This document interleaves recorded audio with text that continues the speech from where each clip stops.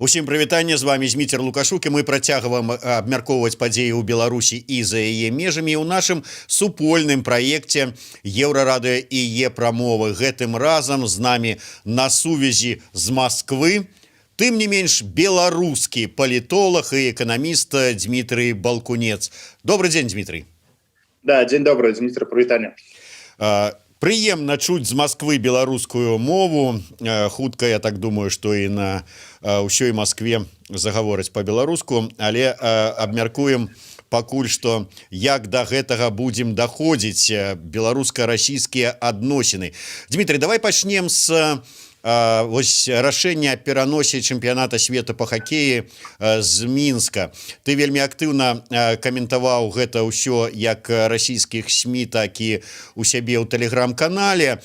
Актыўна гэта каментавалі і розныя расійскія палітыкі, спартсмены, чыноўнікі і гэтак далей. Ці можаш ты патлумачыць, а Расія-то што? Чаго яна так абураецца з-за пераносу чэмпіяната свету з Беларусі? Ну, во-первых, мне кажется, это была совершенно ожидаемая история, то, что этот чемпионат перенесут, потому что давление, которое оказывалось на функционеров спортивных и на спортивных спонсоров, оно было очевидное совершенно. И та позиция, которую сейчас заняли отдельные российские спортсмены, эксперты, она тоже понятна и совершенно ожидаемо. Во-первых, Россия сама попадает периодически под санкции спортивные по разным там проблемам и причинам. Поэтому они в этой ситуации хотят поддержать таким образом официальную белорусскую власть. Плюс есть позиция, что политика вне спорта. Но, думаю, те события, которые в Беларуси происходили летом и вот осенью прошлого года, они, конечно, политику уравняли со спортом, потому что, ну, очевидно, что для Лукашенко этот чемпионат был бы наподобие того, что делал Гитлер в 1936 году в Берлине. И тогда, я напомню, тоже были санкции, требования запретить проведение чемпионата в Берлине после всех событий, которые тому предшествовали до 1936 года. Поэтому я думаю, что Европа приняла совершенно разумную позицию, не дав возможность Лукашенко сделать пиар на этом чемпионате. Ну а российская позиция, она всегда имеет какую-то особенную часть. При этом я хочу отметить, это не вся Россия, это отдельная часть России, интеллигенция, там, провластные какие-то, может быть, спортсмены, эксперты. Вот. Ну, в этой ситуации я думаю, что, может быть, даже российский МИД как-то это прокомментирует и там как-то возбудится по этому поводу. Вот. Но думаю, что ничего это уже не изменит. Лукашенко изгой сегодня. Але тым не менш, мяне вот зацікавіла такое пытанне. А ў гэтай сітуацыі Расія нейкім чынам можа на сваю карысць скарыстацца гэтай сітуацыяй, вот пераносам чэмпіяната з Мінска? Ну, только если этот чемпионат пройдет в России, если Россия захочет его принимать, что маловероятно, потому что чемпионат необходимо готовить в условиях пандемии, которая сейчас возникла. Я думаю, что и спортивные мероприятия в России в том числе могут быть ограничены на этот период, потому что и рестораны работают там с перебоями до 11 часов вечера, ну, какие-то другие события. Поэтому вряд ли во время вот этой чумы Россия будет как-то сражаться за проведение чемпионата на своей территории. Поэтому в этом случае, конечно, нет. Ну, может быть, Лукашенко, вот там уже кто-то предложил, Петр Петровский, в частности, есть такой известный политолог Белой Руси, он предложил провести отдельный чемпионат с участием России, Казахстана и кого-нибудь из Африки позвать, хотя Африка в хоккей, по-моему, не играет, не особенно играет. Вот. Но, может быть, Лукашенко заплатит деньги каким-то спортсменам, которые его поддержали, сейчас привезет их и устроит вот отмененный рождественский турнир имени себя. Может быть, это как-то повлияет на то, что он подорвал эту репутацию. Для Лукашенко это реально моральное поражение, и он будет сейчас мстить. Я думаю, да я даже не могу предположить, что же он такое сейчас делает, чтобы отомстить, во-первых, тем, кто добился этой отмены, во-вторых, вообще тем, кто радуется тому, что этот чемпионат отменили. Я на самом деле не радуюсь тому, что чемпионат отменили, это плохо для страны, конечно, но в силу обстоятельств, которые сложились, это, я считаю, была вынужденная мера, и европейские страны на это пошли. Зараз вельмі абвінавачваюць, ну вот, скажем так, чыноўнікі і ўсе астатнія, там вот Гайдукевич разразіўся таким дописом у себе на сторонце в Фейсбуку. Меня заблокировал, я его читать не могу, поэтому... Ну и вот я тебе расскажу, что основный посыл, что гэта палітычнае рашэнне, вот, что прымусілі розныя палітыкі тая ж самая вот Тихановская прыйшла, взяла Фазаля за горло і прымусіла такім чынам пры дапамозе сваіх партнёраў еўрапейскіх адмяніць, перанесці гэты чэмпіянат. Все ж таки, ці ёсць рацыянальнае зерня ў гэтых словах? Все ж таки палітыка ці каранавірусная сітуацыя, на якую намекаюць там функцыянеры міжнароднай хаккейнай федэрацыі, стала прычынай першаснай? Я думаю, политика, конечно, но у меня есть еще версия, что этот чемпионат вообще не состоится. В прошлом году его отменили, но если ситуация с коронавирусом не изменится к маю месяцу, то этот чемпионат отменят. И, скорее всего, решение такое может быть принято в марте-апреле. То есть надо еще подождать, не факт, что он состоится. Но, по крайней мере, вот спортивные функционеры заявляют о необходимости проведения турнира, потому что иначе хоккей тогда, как они говорят, вообще умрет. То есть они шанс какой-то оставляют, чтобы этот турнир все-таки состоялся. Но, конечно, политика здесь преобладала, но еще раз подчеркну, это было основано исключительно на тех событиях, которые в Беларуси проходили. Белорусские власти сами виноваты в том, что этот чемпионат отменили. И Олег Сергеевич Гайдукевич, другие лица, которые вот сейчас плачут, они должны были раньше об этом озаботиться, они должны были раньше стучать в грудь себе и кричать, и требовать прекратить насилие на улицах, требовать от освобождения политзаключенных. Я пока не видел от депутата Гайдукевича ни одного требования провести экстренное заседание парламента, где ничего не обсуждают вообще. Они даже с тех времен, с августа, ни разу не собрались на внеочередное заседание, ни разу не обсудили вопрос освобождения политзаключенных, ни разу не обсудили фальсификацию выборов. Поэтому Олег Сергеевич зря так возбуждается, пусть он лучше делом займется. Ты сказаў пра тое, што ну, цяжка зараз уявіць, якая і каму будзе помста з боку беларускіх уладаў за вось сарванае спартовае свята. Тым не менш, все ж таки, якіх можна чакаць, у якім накірунку ўзмацнення рэпрэсій можна чакаць? Вот я чытаў учора, скажем так, наш омбудсмен по пытаннях СМИ от Союза афіцыйнага журналістаў Шпаковскі папярэдзіў усіх і незалежных журналістаў, асабліва з замежных СМИ, што, маўляў, чакайце, зараз і да вас дабяруцца. Так, сліўны канал Сліў таксама папярэдзіў, што, маўляў, вот вы тут з такім рашэннем абрэзалі тармазы ў беларускага катка, і зараз ён пройдзецца па вас, па ўсіх. Гэтага чакаць ці чаго іншага? Честно говоря, вот примерно ровно год назад была такая большая пресс-конференция в ресурсе Украина.ру, называется такой ресурс, и там я такую гипотезу вот ровно год назад, в январе прошлого года, выдвинул, что Лукашенко нужно что-то громкое совершить. Вот в прошлом году надо было совершить ему что-то громкое, чтобы вокруг себя нацию консолидировать.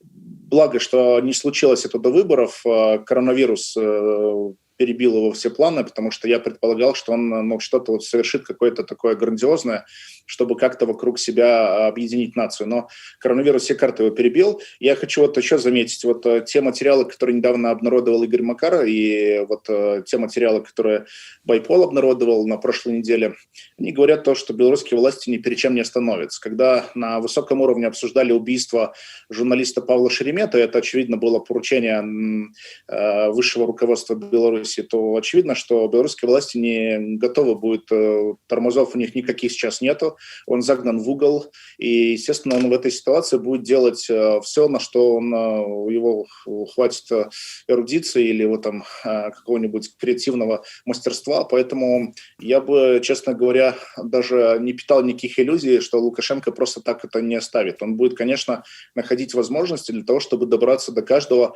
и добраться до каждого, кто выходит на улицы. Кстати говоря, это тоже было совершенно очевидно, когда протесты приняли масштабный характер. Это тоже многие предвидели. Вот до 9 августа я думал, что он устроит нечто подобное на 1937 год, но я не думал, что это достигнет таких масштабов.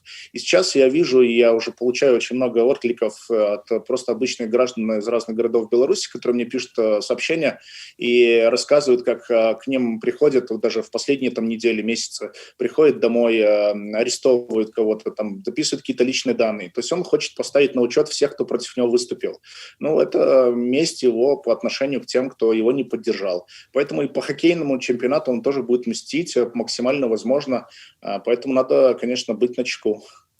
У гэтай сітуацыі пазіцыя Крамля вельмі цікавая. На пачатку усіх жнівеньскіх і пасля падзей мы неаднаразова чулі заявы ад прадстаўнікоў альтэрнатывы, у тым ліку, маўляў, што было б не дрэнна, каб Владзімір Пуцін нейкім чынам паўплываў на Лукашэнку. Але гледзячы на апошнія падзеі, на гэтыя крэдыты, на ўсё астатняе, чаканні былі гэтыя марныя. А зараз гэтыя слівы, узгаданыя табой, там, скажем, Макара ці Байпола, ці гэтыя заявы пра тое, што тут ледзь не кантрацыйныя лагеры хочуць арганізаваць, яны неяк стаўленне Крамля да уладаў беларускіх мяняюць ці не? Ну, во-первых, я бы обратил внимание, что последний, по-моему, прямой разговор Лукашенко с Владимиром Путиным по телефону был в ноябре. 2 месяца он не общался, кроме общего заседания Евразийского союза, по-моему, и ОДКБ был саммит онлайн в декабре. То есть 2 месяца Лукашенко не имеет прямого контакта по телефону с Путиным. Последний раз они в Сочи встречались в сентябре. И каждый раз Александру Григорьевичу отправляют посланников: Нарышкин, Лавров, Медведев в начале января. Кстати, замечу еще раз, не Путин его поздравлял, а Медведев по телефону. Поэтому это тоже такой сигнал важный. Мне кажется, что Лукашенко давно не является тем желанным другом, гостем, с которым можно вести какие-то диалоги и переговоры. Кстати, еще замечу один момент. Еще до выборов белорусские власти и белорусский посол тоже говорили, что после выборов займемся углублением интеграции дорожной карты. Россия молчит по этому поводу. Потому что я думаю, что все прекрасно понимают, что у Лукашенко никаких интеграционных перспектив нет, потому что у него нет поддержки в обществе белорусском. А в Сочи уже, я думаю, ни для кого не секрет, о чем вели переговоры. Это вопрос касался ухода Лукашенко из политики. Так стоял вопрос, и это обещание Лукашенко сам давал в Сочи на встрече. По крайней мере, об этом уже и публично многие говорили, и не публично, эксперты об этом говорят. Лукашенко пообещал Владимиру Путину о том, что он отпустит политзаключенных. Он этого не сделал. Поехал, я напомню, в октябре в СИЗО КГБ с Бабарико договариваться. Он не смог с ним ни о чем договориться. После этого он пообещал провести, видимо, какую-то конституционную реформу, публичное обсуждение, он устроил какое-то кулуарное обсуждение конституционной реформы. И дальше он пообещал весной 2021 года, провести референдум по смене Конституции.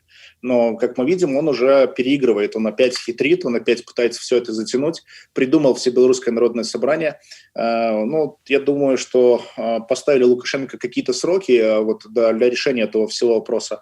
Я предполагаю, что эти сроки уже подходят к концу. Но после этого будем наблюдать, какую позицию Кремль займет. Но я думаю, что в Кремле не питают иллюзий по поводу репутации Лукашенко в Беларуси. Я думаю, что Россия подорвала отчасти свою репутацию, когда она публично поддержала Лукашенко на публичной арене. Но думаю, что Россия, конечно, заинтересована в максимально быстрейшем завершении политического кризиса в Беларуси, учитывая, что в сентябре в России пройдут парламентские выборы, и иметь горячую точку на своей границе вряд ли кто-то в Кремле хочет. Поэтому думаю, что до того периода, я думаю, что вопрос политического разрешения конфликта в Беларуси, кризиса, будет завершен. Разрешить его можно только одним путем ухода Лукашенко из белорусской политики.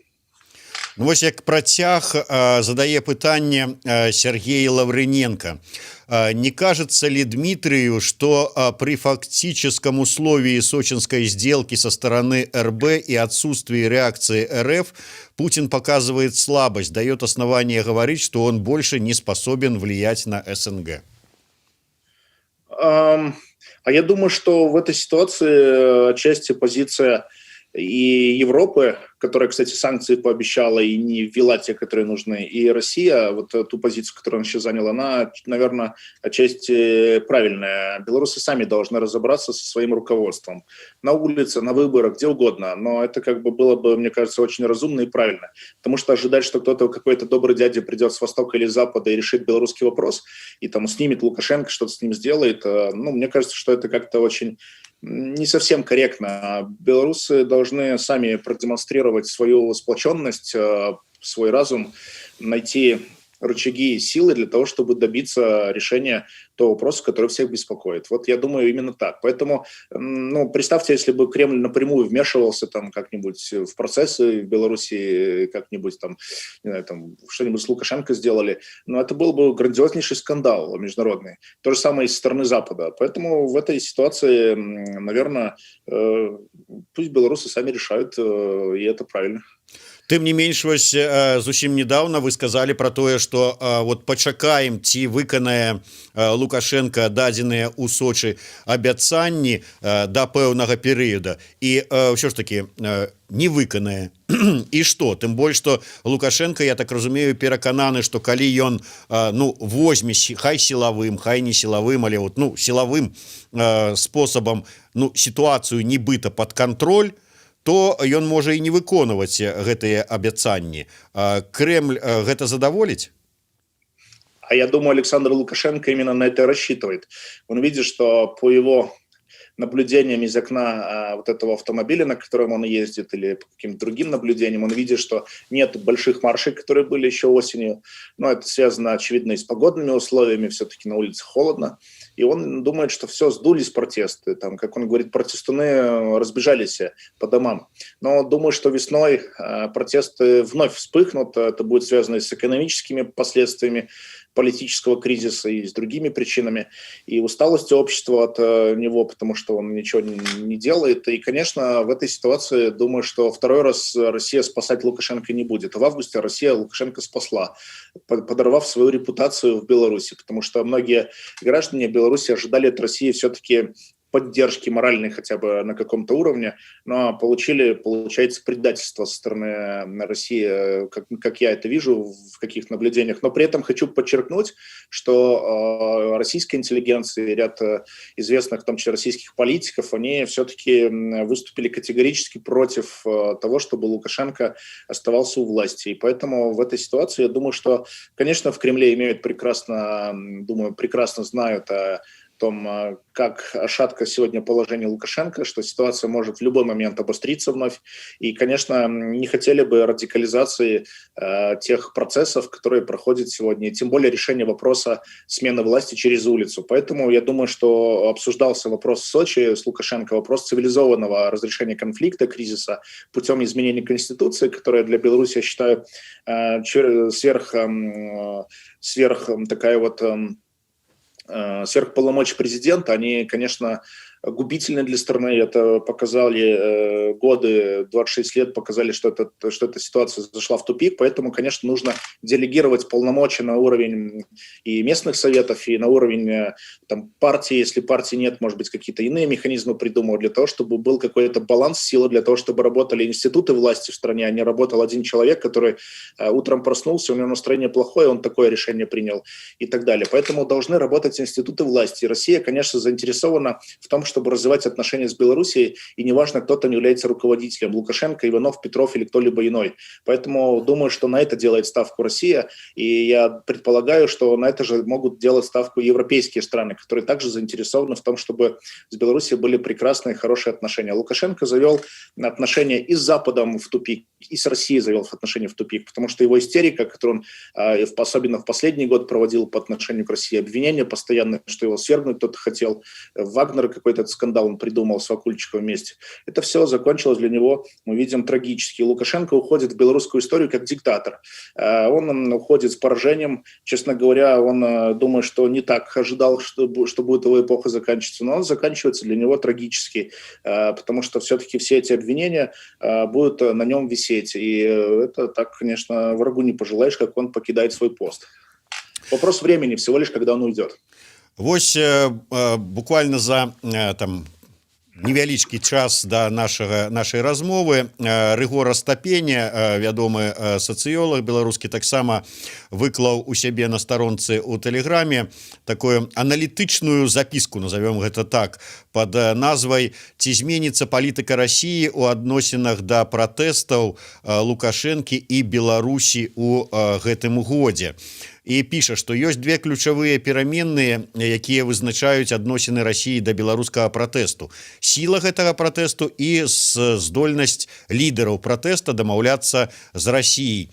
Ну, сіла пратэстаў, на першае, да, вот твоё меркаванне, якая можа быць сіла пратэстаў на фоне вось усіх тых рэпрэсій, якія ўжо маем і якія хутчэй за ўсё будуць узмацняцца. І другое, шмат мы чулі пра тое, што Крэмль не ідзе на перамовы з той жа самай Ціханаўскай, таму што сумняецца ў тым, што яна будзе гэтак жа лаяльная да Расіі, ну, як Лукашенко хаця б. І вось калі няма такой вось даверу да альтэрнатывы да апазіцыі, то як это вяжацца з тваімі словамі, што Расіі ўсё адно, хто будзе кіраваць Беларусю, Лукашенко, Іванов, Пятров ці там яшчэ хто, вот галоўнае, каб можна было, ну, как бы весці далей нармальныя адносіны. Ну, долгое время пугали, когда была революция в Армении, одна из последняя, наверное, когда пришел Пашинян, долгое время пугали, что вот, ах, придет Пашинян, все разрушится, отношения разрушатся. А мне кажется, отношения Армении и России приходом Пашиняна только лучше стали. И бояться того, что придет там кто-то другой на смену Лукашенко, не стоит. Лукашенко как раз пытается продемонстрировать, что он единственный незаменимый политик в Беларуси. Это ошибка России в том, что она долгие годы работал только с ним, только с одним человеком. Я, кстати, вот хочу такую версию выдвинуть. Вот когда Светлану Тихановскую внесли в список особо опасных лиц на территории Беларуси, объявили в розыск на территории России по инициативе белорусской стороны, я думаю, это было сделано сознательно.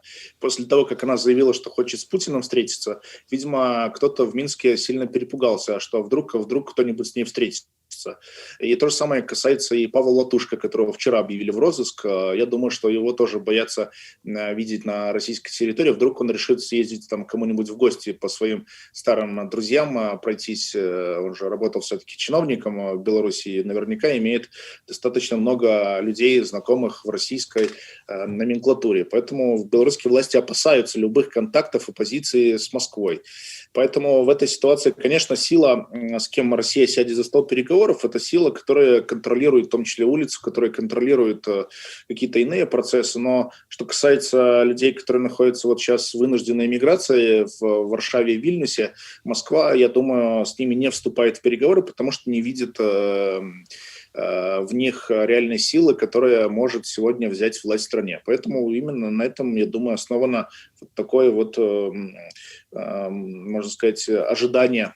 И плюс, чтобы не дразнить Лукашенко, потому что он, еще раз подчеркнул, очень болезненно на это относится и потом будет очень громко везде выступать на всяких мероприятиях.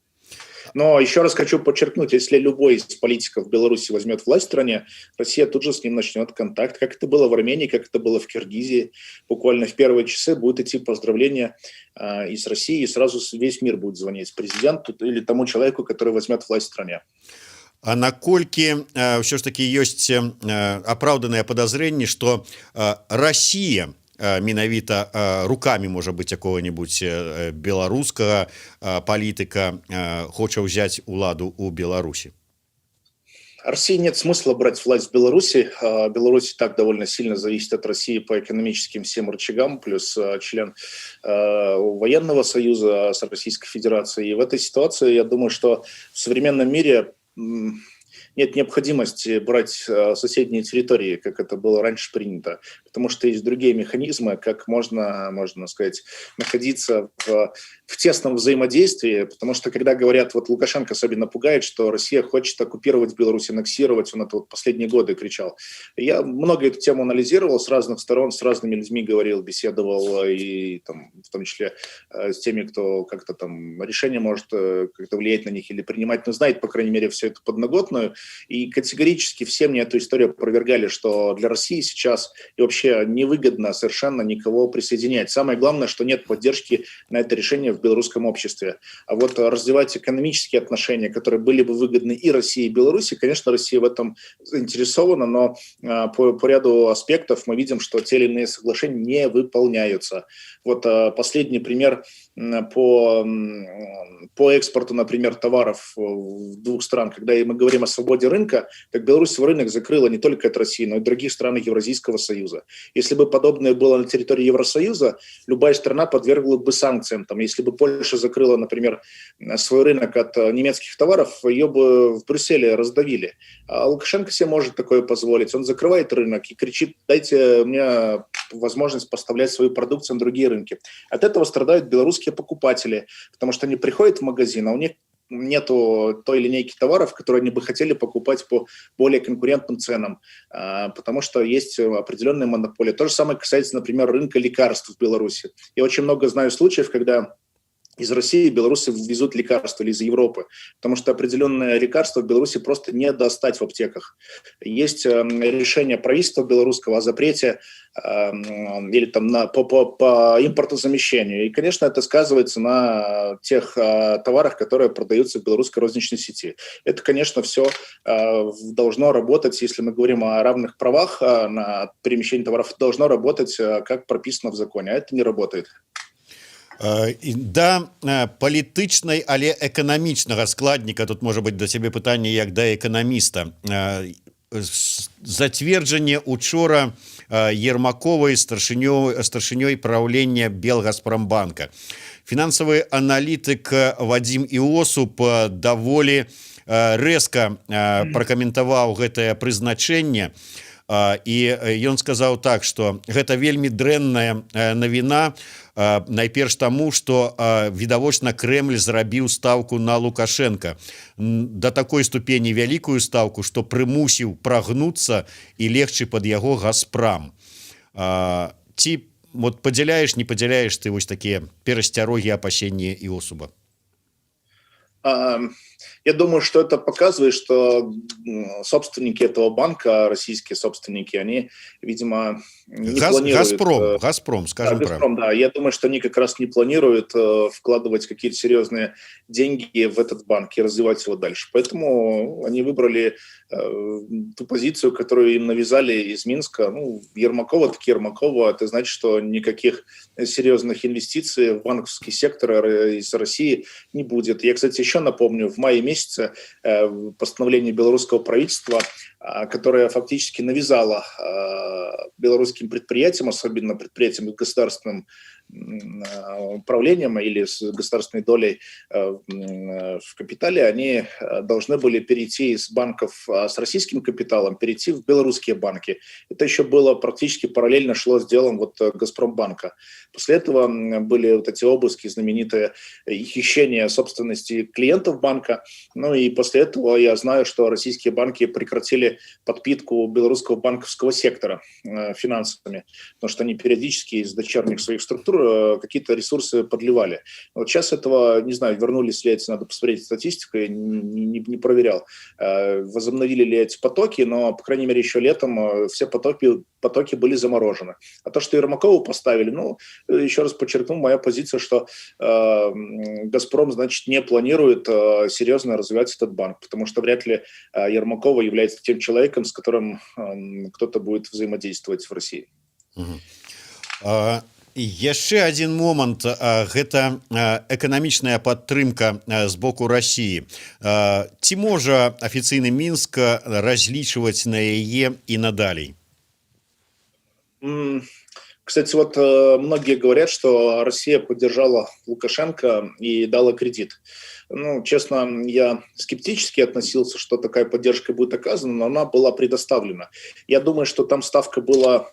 Возможно, я допускаю, что была связка с тем, что Лукашенко пообещал что-то, взамен попросил деньги, то есть он пообещал какие-то реформы, взамен ему дали 1,5 миллиарда, чтобы экономика сильно не рухнула, иначе бы мы видели совершенно другой баланс золотовалютный по итогам года, иначе мы бы видели обвал белорусского рубля. Россия не заинтересована в том, чтобы белорусская экономика рушилась, потому что это в том числе отразится и на российских предприятиях и так далее. В том числе это может спровоцировать миграционную волну волну из Беларуси в Россию. Поэтому Россия пошла на такой шаг, чтобы поддержать, можно сказать, белорусский рубль и определенную стабильность на каком-то минимальном уровне. Более того, я хочу подчеркнуть, что средства, которые были выделены, они остались в Российской Федерации, потому что деньги пошли на погашение газового долга и на погашение ранее взятых кредитов. И еще момент один интересный. Лукашенко вновь на днях обвинил Россию в том, что она виновна в этих протестах, потому что границу закрыла. Так он, получается, сам расписался в своей недееспособности. Он показал, что он провалил всю экономику за 25 лет. Он показал, что в Беларуси нет рабочих мест, и поэтому белорусы едут работать за рубеж. А если бы такое не было такой ситуации, то, наверное, он бы не обвинял никого в том, что кто-то границу закрыл, поэтому трудовые эти, как он их называет, протестуны, они бы никуда не поехали. Так а что же он не создал рабочие места в стране? В районных центрах люди сидят без работы. Конечно, они вынуждены ехать на заработки в соседние страны. Пандемия сыграла большую роль, конечно, бесспорно, в протестах. Чего же Лукашенко весной не бегал по больницам и не кричал, что буду спасать, сейчас всех лечить, а только осенью этим занялся, уже когда надо было, уже поздно было лечить. Поэтому он, конечно, проиграл абсолютно все, что можно в Беларуси сегодня. Репутация у него близко к нулю. Поэтому в этой ситуации Россия вряд ли будет ему сейчас оказывать, этому банкроту, будет давать какие-то новые ресурсы, потому что кто их платит, кто их возвращать будет деньги. И, конечно, это для России проблема, как побыстрее решить политический кризис, учитывая, что Лукашенко не договороспособный партнер, в этом все давно убедились, он лжет постоянно, обманывает всех, и, конечно, Россия, думаю, будет выжидать позицию и смотреть за дальнейшими телодвижениями Лукашенко. Ошибок он еще очень много наделает. На заканчэнне вяртанне Навальнага і магчымыя пратэсты ў самой России, прызначылі іх на 23 числа, паплечнікі Навальнага. Наколькі ўся гэтая сітуацыя выведзе Беларусь з фокуса ўвагі Крамля і на карысць гэта будзе ці не, ці яны захочуць наадварот хутчэй разабрацца з беларускай сітуацыяй ці просто махнуць на яе рукой? Белорусская тема вообще никогда не была в приоритетах Кремля в таком глобальном информационном пространстве. Осенью немножко ее как-то там освещали российские федеральные СМИ. И, кстати, хочу заметить, российские федеральные СМИ, благодаря им, в том числе и Россия-1, и другим каналам, россияне узнали, кто такая Светлана Тихановская в широком масштабе. То есть до этого, иначе бы они не знали вообще, что в Беларуси происходит. Потому что по белорусским госканалам об этом никто ничего не рассказывал. Поэтому то, что происходит в России с Навальным, думаю, что, может быть, как-то это может как-то там, конечно, коснется, но маловероятно. Все-таки это две разные совершенно модели политического устройства. И протесты, которые могут там быть вокруг Навального, они не будут столь масштабными, как кто-то может себе предполагать.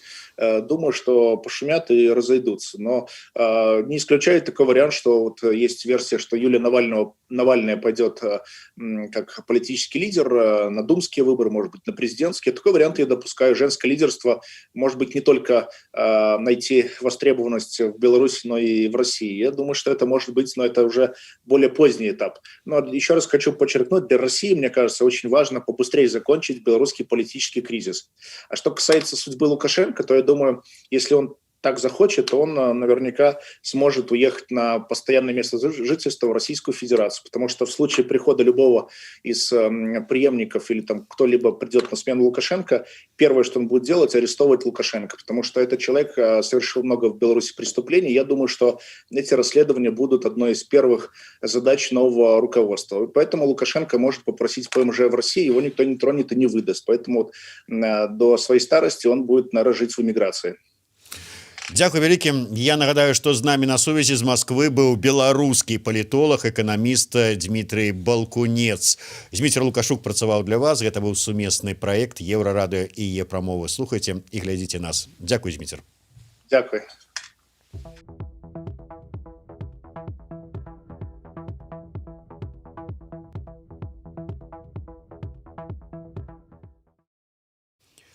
Що, Зміцер, дзякуй вялікі.